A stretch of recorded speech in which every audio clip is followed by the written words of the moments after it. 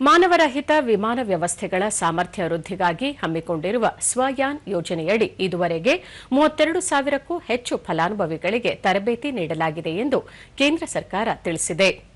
Electronics ಮತ್ತು ಮಾಹಿತಿ ತಂತ್ರಜ್ಞಾನ ಖಾತೆ ರಾಜ್ಯ ಸಚಿವ ಜಿತಿನ್ ಪ್ರಸಾದ್ ಅವರು ಲೋಕಸಭೆಯಲ್ಲಿ ಕೇಳಲಾದ ಪ್ರಶ್ನೆಯೊಂದಕ್ಕೆ ಲಿಖಿತ ಉತ್ತರವಾಗಿ ಈ ಮಾಹಿತಿ ನೀಡಿದ್ದಾರೆ.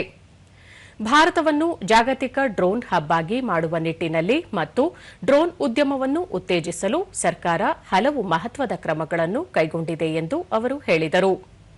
ನುರಿತ ಡ್ರೋನ್ ಕಾರ್ಯಪಡೆಯನ್ನು ಸಿದ್ದಪಡಿಸಲು ಸರ್ಕಾರ ಅನೇಕ ತರಬೇತಿ ಉಪಕ್ರಮಗಳನ್ನು ಪ್ರಾರಂಭಿಸಿದೆ. ಅವುಗಳಲ್ಲಿ ರಿಮೋಟ್ ಪೈಲಟ್ ತರಬೇತಿ ಸಂಸ್ಥೆಗಳು, ನಮೋ ಡ್ರೋನ್ ದೀದಿ ಯೋಜನೆ, ಪ್ರಧಾನಮಂತ್ರಿ ಕೌಶಲ ವಿಕಾಸ ಯೋಜನೆ ಸೇರಿವೆ. ಪ್ರಸ್ತುತ ದೇಶದಲ್ಲಿ 251 ಅಧಿಕೃತ ರಿಮೋಟ್ ಪೈಲಟ್ ತರಬೇತಿ ಸಂಸ್ಥೆಗಳು ಕಾರ್ಯನಿರ್ವಹಿಸುತ್ತಿವೆ. ಈ ಸಂಸ್ಥೆಗಳು ಒಟ್ಟಾರೆಯಾಗಿ ದೇಶದಲ್ಲಿ 42,000ಕ್ಕೂ ಹೆಚ್ಚು ರಿಮೋಟ್ ಪೈಲಟ್ಗಳಿಗೆ ತರಬೇತಿ ನೀಡಿವೆ ಎಂದರು.